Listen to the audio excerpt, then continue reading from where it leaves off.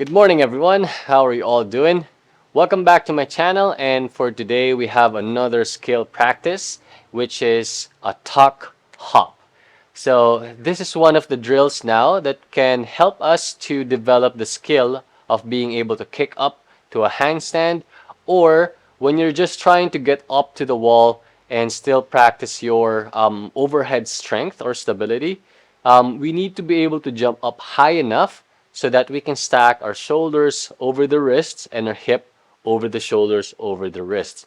And in my experience teaching handstands to a wide array of students, kicking up or jumping up can be a challenge. So this is one thing that I've devised that can really help someone to develop that skill. So we are borrowing some movement patterns or base movement patterns from yoga or animal flow because I'm a level 1 animal flow instructor. So I'm using some of those that I learned to develop this skill. All right. So first, we need to go through the checkpoints on having a very good form before we even do the skill.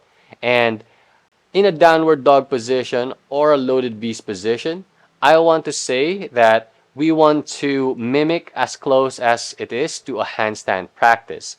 Meaning, when we're doing a handstand, we're pushing tall on the shoulders, so shoulders come up to the ears, and our arms are almost covering our ears, pushing tall above.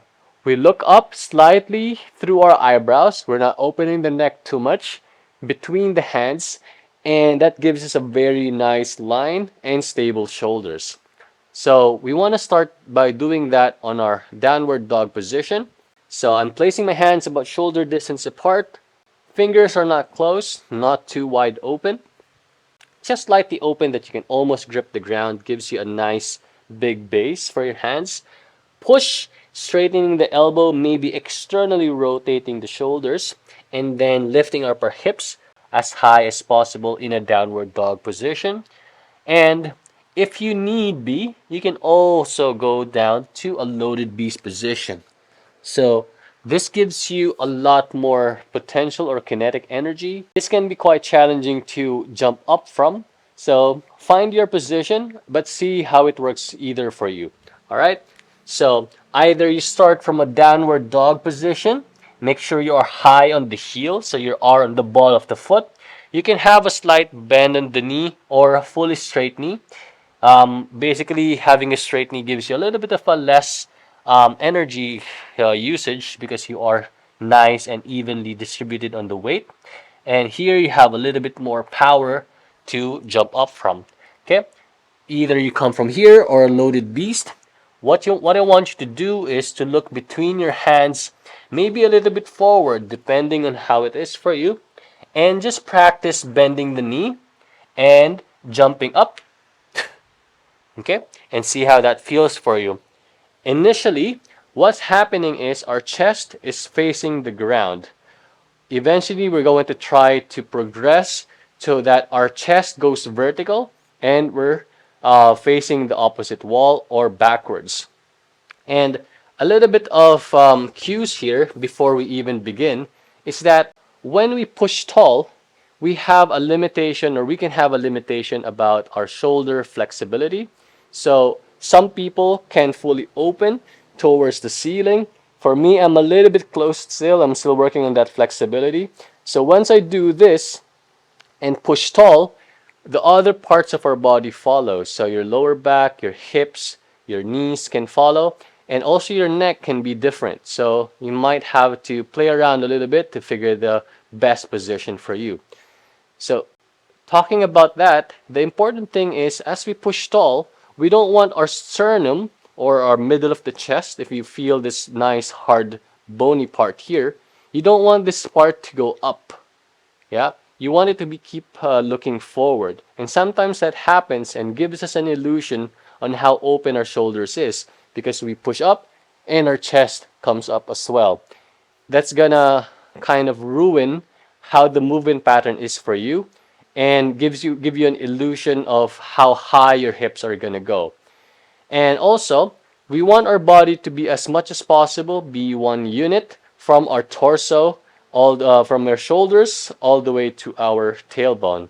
So you don't want our pelvis to be moving around on its own, because that's also gonna either hurt your lower back or just give you an illusion of the feeling of how high your hips are gonna be. All right. So without further ado, let me show you the full drill. Finding your downward dog or your loaded beast position, you can bend the knee. Look at where you want to go between the hands and hop. See how that feels. And as you keep getting more and more confident, you can start to go higher and higher. And notice that my shoulders are not going vertical at all. But now we're going to try to go a little bit more challenging or scary.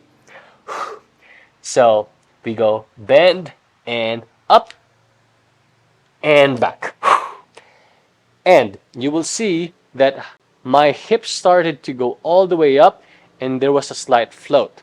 Because I'm pushing constantly towards the ceiling or the upwards, that it's going to give me a very strong structural composition that I don't even have to do much. Gravity and physics is doing the work for me. I just have to bring my body to go up there and just pay attention how it feels. That once you feel that floating light sensation, then you're doing it right. All right? So that is just the kicking up part. We also want to focus on the landing. This can be the hard part or the scary part. So you might want to do it next to a wall so you don't just fall over if you haven't practiced the bailout technique, which I've covered in some of my videos. Let's do that with the landing and placing the hands, pushing tall, shoulders are locked. We're going to try to spot the landing, find your knee and your leg spring, let's call it. Okay, I'm going to hop and land the feet as close to the hand as possible. I'm constantly pushing on the shoulders so I can decelerate my landing. Let's do that a few more reps. And spot the landing, find your spring, find your breath, and let's go.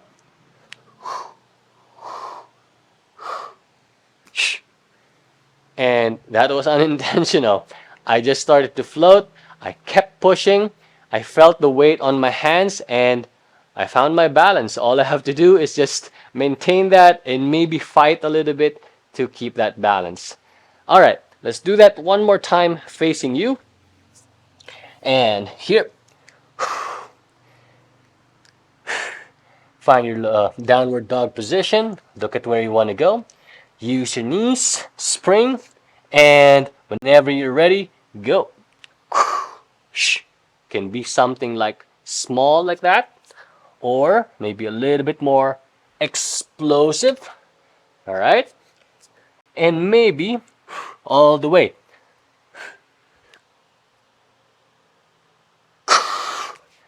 There you go. All right. If that was too much, let me know in the comment section. If you have any specific queries about your body, about your own practice, maybe your fear, let me know in the comment section, or you can always check out my previous videos about all of these practice that we can do so that we can mitigate the fear. Because honestly, if you haven't addressed your fear yet, most likely your body will just prevent you from trying to do what we have been trying to do here. So make sure first that you are aware that you are fearful so that you can address what are you afraid of. And most likely is the fear of falling forward. So again, if this is too much, just go to the wall, try it there, and let me know how it goes. All right? I hope you learned something good about this video, or something that, some cues that you haven't heard before. And I'm very happy to hear from you about how your practice is going to be. All right, see you in the next videos. Peace and love, guys.